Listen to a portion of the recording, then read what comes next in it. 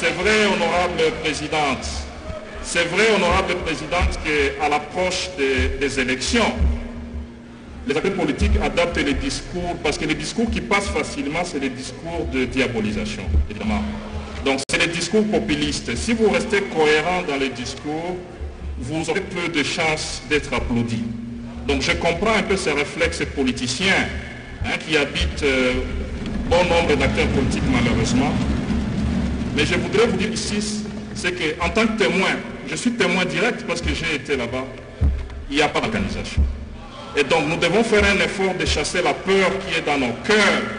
Parce que justement avec cette peur qui est dans nos cœurs, ça va être difficile de préserver l'intégrité du territoire congolais. L'ennemi du Congo, c'est la peur que les Congolais ont développée. C'est pratiquement une sorte de paranoïa. Je crois qu'il faut chasser cette peur, il faut vaincre cette peur. Pourquoi? Parce que les bon Dieu aiment ces pays. Nous sommes passés par beaucoup de péripéties, mais les Congolais sont restés unis. Mais ce n'est pas dans la diabolisation que nous allons échouer. Voilà un peu les témoignages que j'avais à apporter. Il n'y a rien de grave qui a été posé là-bas. Et s'il y a un recours, honorable président, je terminerai par là. Vous avez bien compris, le ministre d'État a expliqué et vous avez compris que la question elle est au niveau provincial. S'il y avait un recours à faire, eh bien c'est à ce niveau que les recours devraient être effectués. Donc ça ne devait pas être comme si le Congo faisait face à un complot. Évidemment, dans le cœur des extrémistes, ils peuvent tout dire et dire que le Congo fait l'objet ou fait face à un complot par rapport à la question de Minembwe. Et donc nous avons tous intérêt à aller vers l'apaisement. Parce qu'il y a des questions beaucoup plus importantes. Nous venons de la frontière avec la Zambie, nous étions à Muliro et à Kabamba, le rapport est en élaboration et nous devons vous dire ce qui est attendu de nous comme Parlement, ce qui est attendu des institutions, parce qu'effectivement, il y a lieu d'attirer l'attention sur certaines choses, il y a lieu aussi de ne pas perdre le temps sur d'autres choses. Voilà un peu brièvement ce que j'avais à dire et je pense que par mon intervention, les rumeurs pourront peut-être diminuer. Pourquoi? Parce qu'il y a eu véritablement un lynchage médiatique inutile. Je vous remercie, honorable présidente. Merci, honorable Juvenal. Merci, honorable Juvenal. Honorable Luquin se prépare.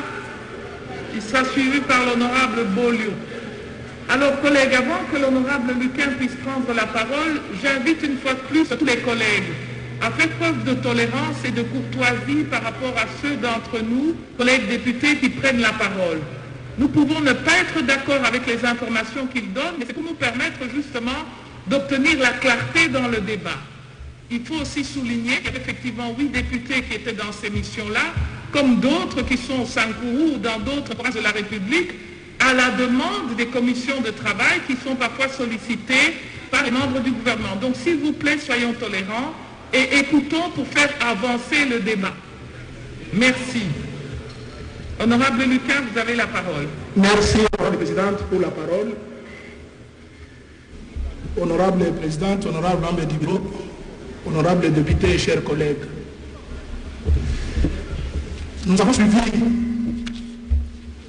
comme vous, les dossiers de Minembwe. Et ce qu'on apprenait à travers les médias, à travers les réseaux sociaux,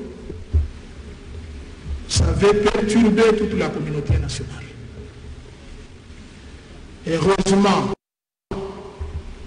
le nôtre a voulu que nous puissions en savoir plus. Voilà pourquoi je félicite notre collègue Moïse Nzangi Butondo, qui nous donne l'occasion d'être édifiés une fois pour toutes sur cette question de Minembwe. Mais seulement, honorable présidente, je voulais d'abord revenir sur l'interpellation. Le contrôle parlementaire, nous l'exerçons dans un cadre purement légal. parce que c'est l'une de nos missions constitutionnelles. J'ai lu l'article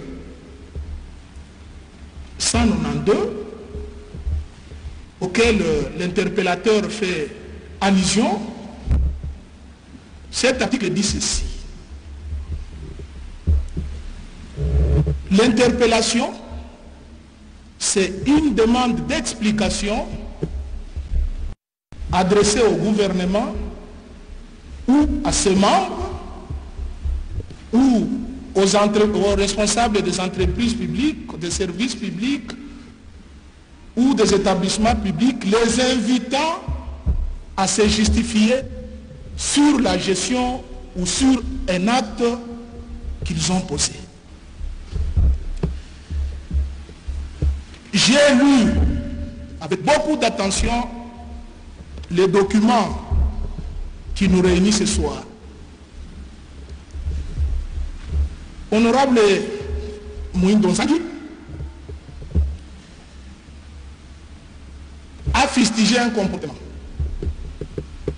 Il dit que le ministre d'État en charge de la décentralisation et des réformes institutionnelles a donné instruction au ministre provincial de l'Intérieur pour procéder à l'installation du bourgmestre et son adjoint dans la commune de Minembwe. Et il veut voir des justifications sur cette question. Nous avons suivi les débats que nous avons engagés.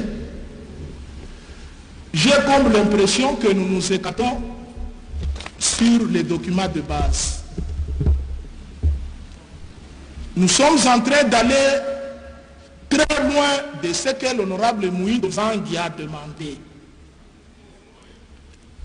Voilà pourquoi, honorable député, chers collègues, tout ce que nous faisons, nous le faisons dans le cadre de notre règlement intérieur. C'est vrai, nous, des autres provinces, nous sommes mieux indiqués pour prendre la parole parce que nous prenons la parole sans passion, sans sentiment, de manière très objective. Voilà pourquoi je voulais attirer votre attention, chers collègues, que tout ce que nous faisons ici doit avoir un objectif. L'objectif, c'est d'avoir la paix dans ce pays. L'objectif, c'est de chercher à résoudre le problème, s'il y en a, à ce qui concerne la commune de Minembwe. Mais résoudre cette question avec la présence du ministre d'État dans la commune de Minembwe.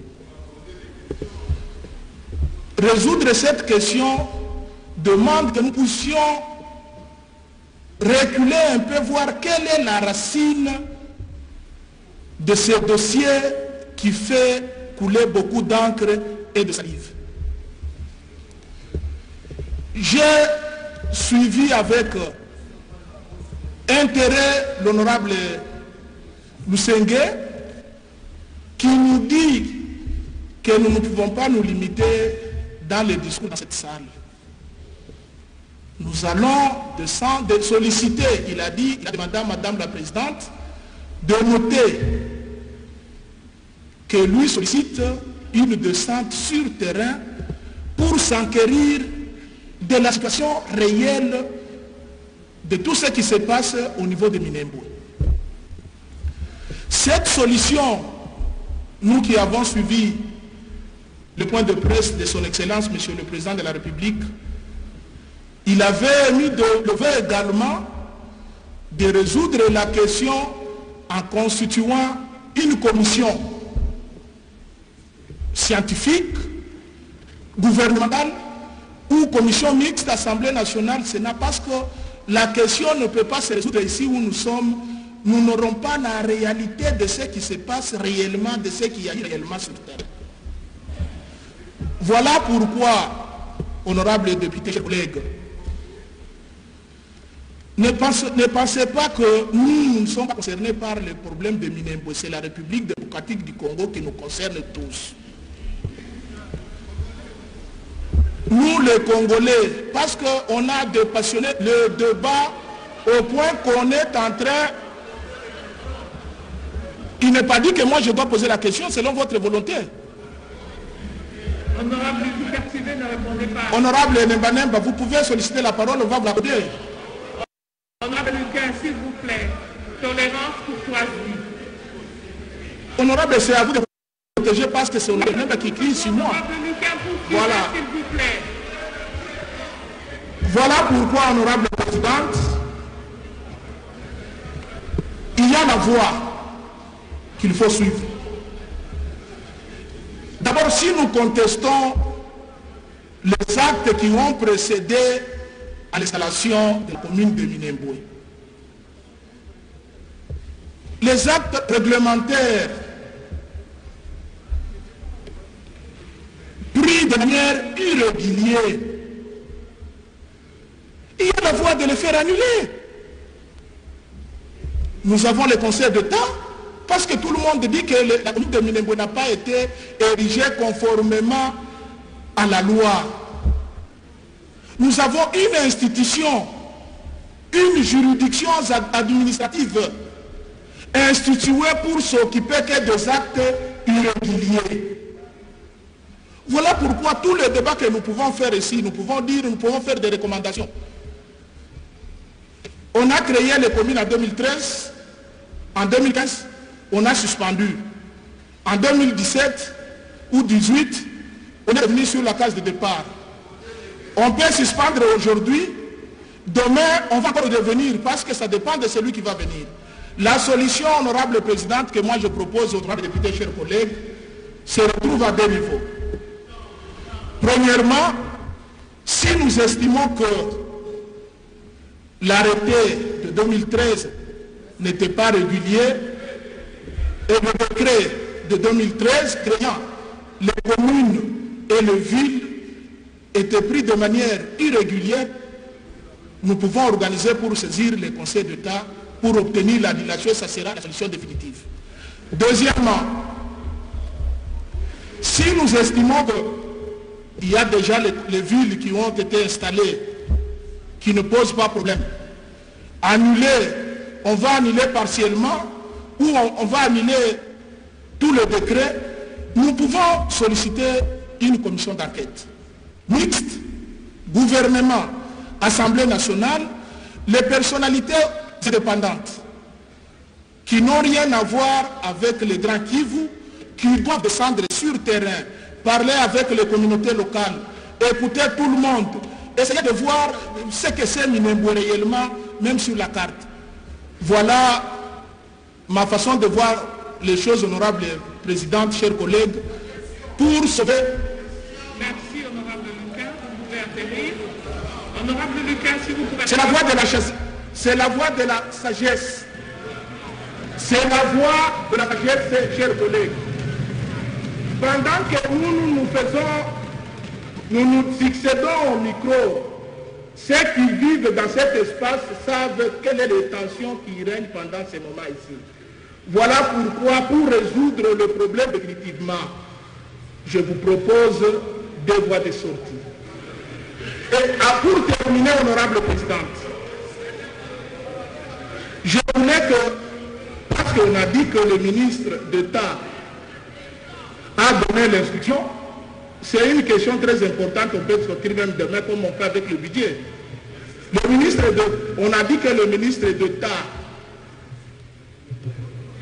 a donné l'instruction et lui dit qu'il n'a pas donné l'instruction.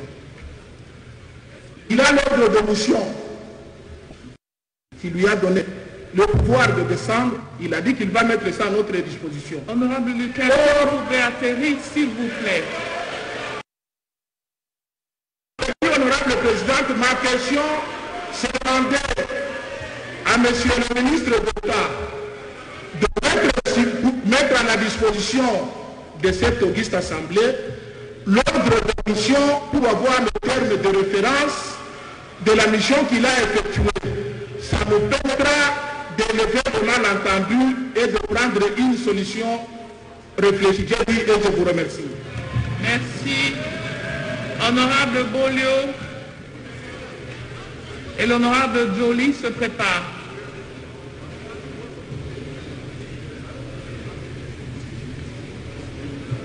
L'honorable Henri Thomas Lokondo succédera à l'honorable Njoli, sera suivi par l'honorable Ndengo Ernest.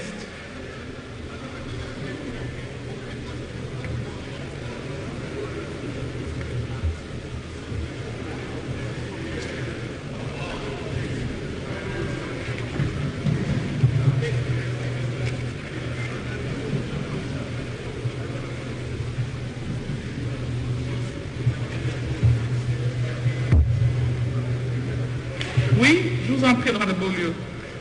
Merci beaucoup, honorable présidente, pour la parole. Honorable présidente, distingués membres du bureau, estimés collègues, je remercie les collègues qui ont initié l'interpellation parce que ça nous permet d'avoir la lumière sur beaucoup de choses et au besoin d'anticiper ce qui pourrait arriver plus tard. Parce que je comprends.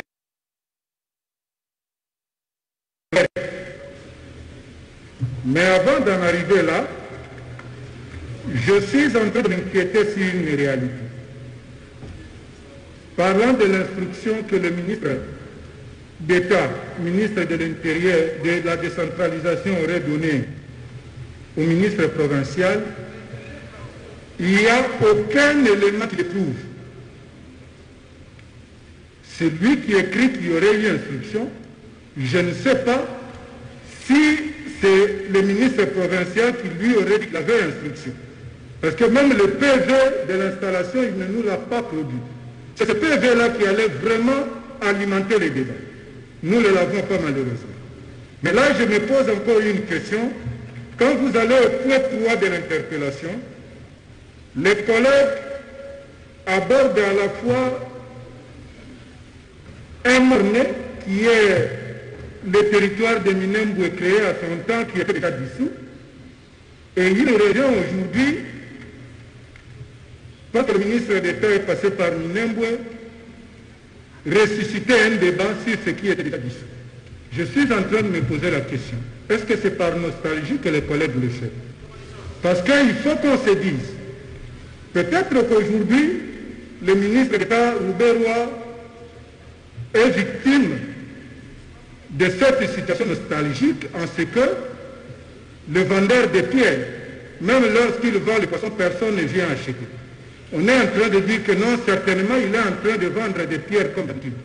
Et donc, comme le collègue dit ici qu'il était président du RCD, il aurait créé un territoire qui était déjà dissous, le voir à Minembwe et créer un peu de problème aux collègues pour se dire, mais est-ce que certainement il n'est pas encore allé créer? C'est ça une grande question. Ensuite, nous sommes... Mais je dois vous protéger, non? Merci. Deuxièmement, lorsque nous suivons la réponse du MINETA, les documents, les textes, d'abord qui craignent le ministère, la commune de Minembwe est l'œuvre du Premier ministre. Le décret est du Premier ministre. L'installation est l'œuvre du gouverneur et de son ministre provincial. Si nous devons demander des comptes au ministre d'État, entre nous, ces gens-là ont mangé la main de palme et nous demandons à Rouberois de vomir de l'huile à leur place.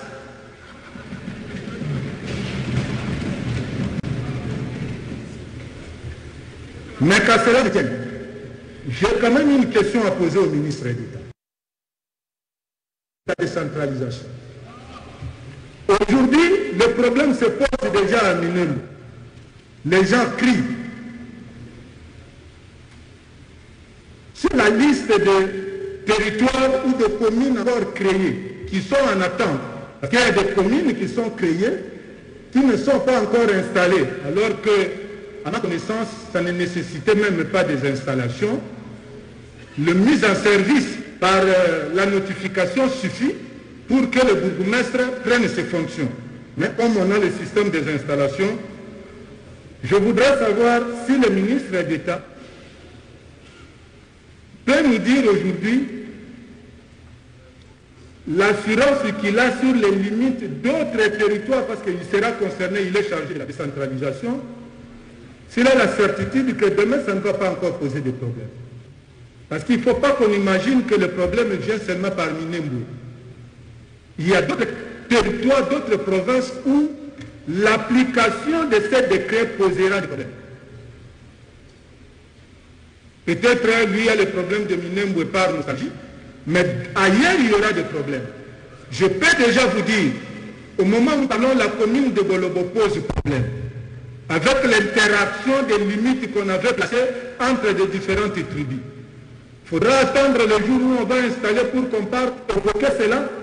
C'est vraiment le moment. Et c'est comme ça, j'ai posé la question, vous avez suivi, peut-être vous dormiez. Mais au moins, je vais faire deux propositions. La première, c'est pour aborder, compléter celle qu'avait sollicité le collègue Luquin. Soutenant la procédure initiée par le chef de l'État, moi je voudrais que ça ne se limite pas à Minembwe. Que cette commission travaille sur toute la limite. Pour que là où on va constater qu'il y a des problèmes de limites qui se posent, c'est là on rectifie les tirs avant que les drames n'arrivent. Au lieu d'attendre qu'il y ait les drames pour pouvoir chercher des solutions. Parce que je dois encore vous rappeler qu'un serpent qu'on a déjà vu ne peut plus vous mordre. S'il vous mord, alors vous êtes imprudent. L'application de ces décrets nous pose déjà problème au départ vers Minembwe. Évitons que demain, ça vienne encore avec d'autres problèmes dans d'autres provinces. Ne regrettons pas si on annule un tel décret. Parce que c'est là où je vais conclure. Et ça, c'est Aristote qui le disait. Une meilleure constitution en théorie peut s'avérer la plus mauvaise en pratique chez un peuple donné et à un moment donné de son histoire. Si ce décret nous pose problème, retirons-le. Merci. Merci, honorable Bolio. C'est l'honorable Joly qui intervient. Il sera suivi par l'honorable Henri Thomas Lokondo. L'honorable Ernest Ndengo se débat.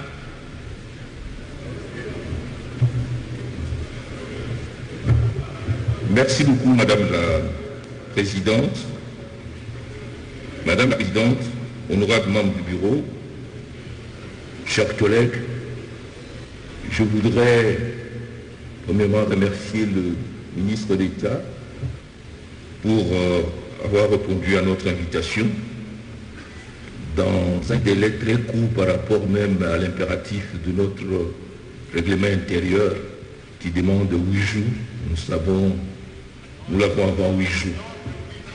Nous remercions aussi notre collègue Mouindo Nzangi qui nous donne l'opportunité d'aborder cette question fondamentale pour la paix et le développement de notre pays et surtout dans la province du Sud Kivu.